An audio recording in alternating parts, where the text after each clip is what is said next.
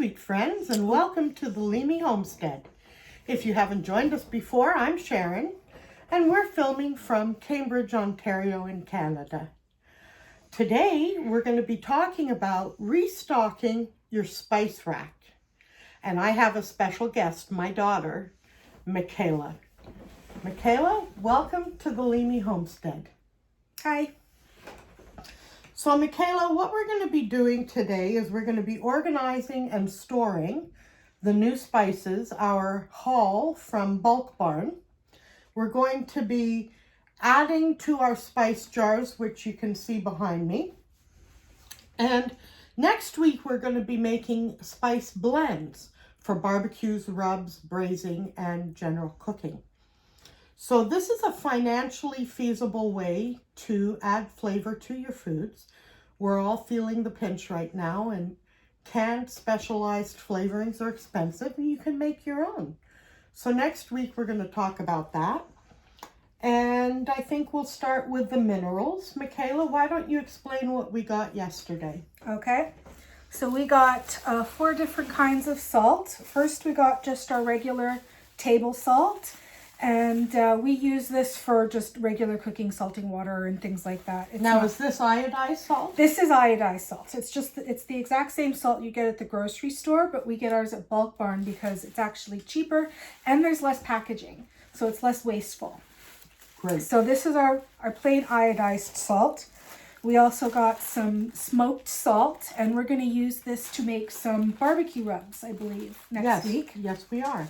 We also got some Himalayan salt, which is your favorite for finishing dishes and things like that. Yes, and the reason I like Himalayan salt is because it's rich in minerals. It's also pretty. It is pretty. And we got a little bit of some butter-flavored popcorn salt. This is actually the stuff they use in movie theaters to make your popcorn taste that sort of buttery, not quite buttery flavor. Right. Anyway, it's dirt cheap at Bulk Barn, but to get a container of this on Amazon, it's a minimum of like $15. So this will last a good long time for the amount of popcorn we eat, and it costs less than $1 for this much. Okay. Then Next we have the dehydrated dairy products. So we have, this is a 3-cheese blend. This one is Parmesan, Asiago, and Romano, I believe. You are correct. Yeah, so we're going to use this to make some sort of Italian herb seasoning stuff. That'll be great on pizza, to shake on the pizza. Or pasta. Ooh. That'll be nice. Yeah. We also have just plain regular grated Parmesan.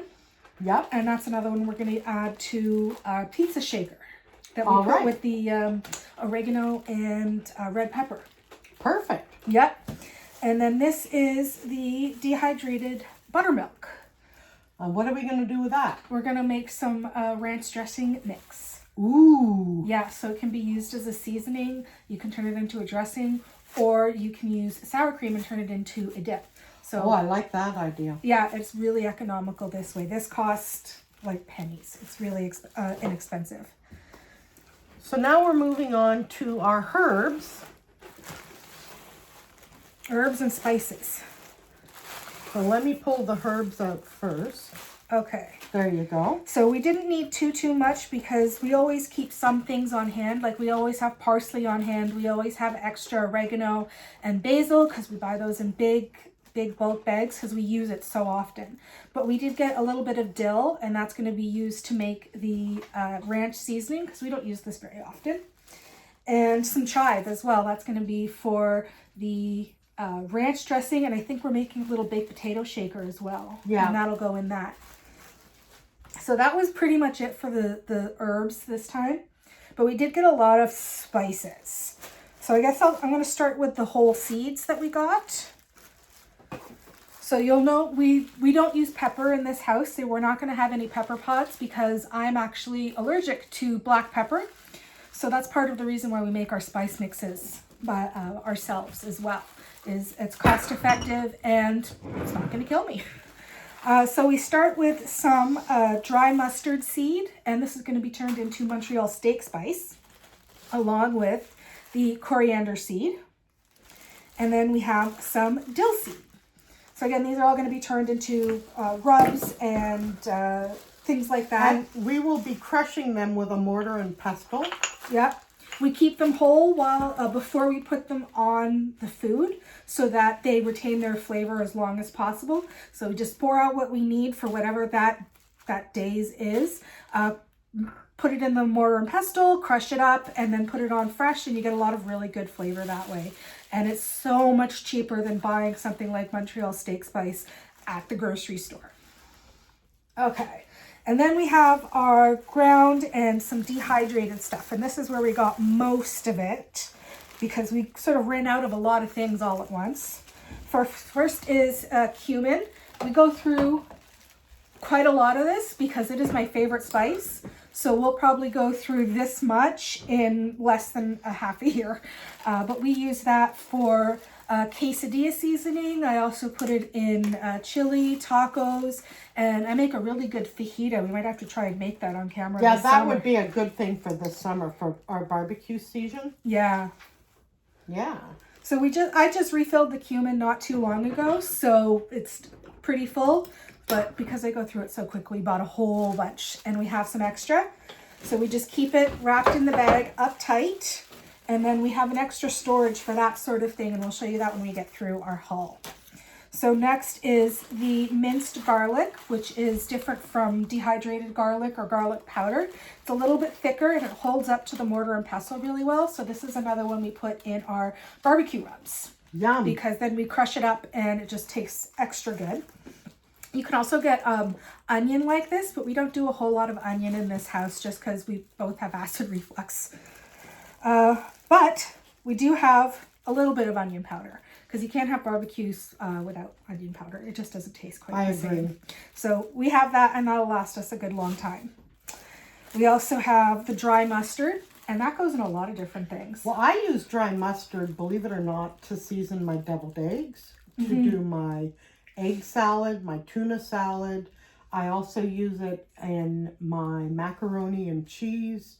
So we also have a bunch of different like chicken marinades and things like that that the mustard goes in. So this is a handy one. We didn't get too much because we already have some, but this will help us make sure we have enough when we do our spice buns next week. And here's another one we go through a lot is the smoked paprika because Mom puts this on everything. If well, it goes, it's a good finisher. It's a good finisher. But yeah. if she's roasting vegetables, chicken, anything, this gets put on it. It also goes in a lot of our spice mixes, so it's a pretty common one to have.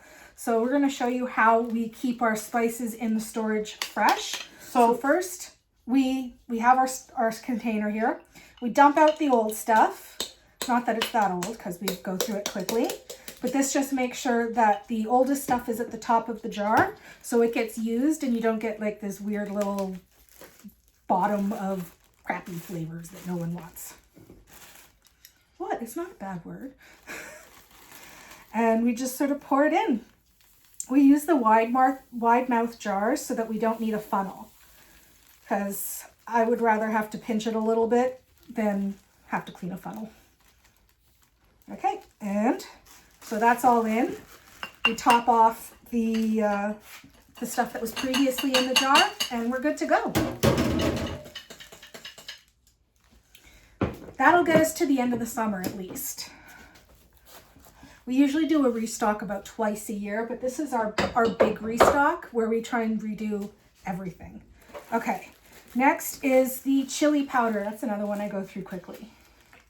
I actually found chili powder, so being organized is actually something that's key.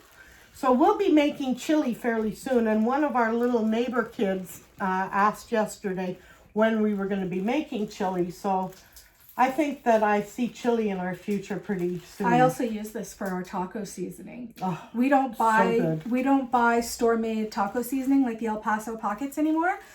Because I have a dupe recipe. It tastes exactly the same, it's fresher, and it works exactly the same.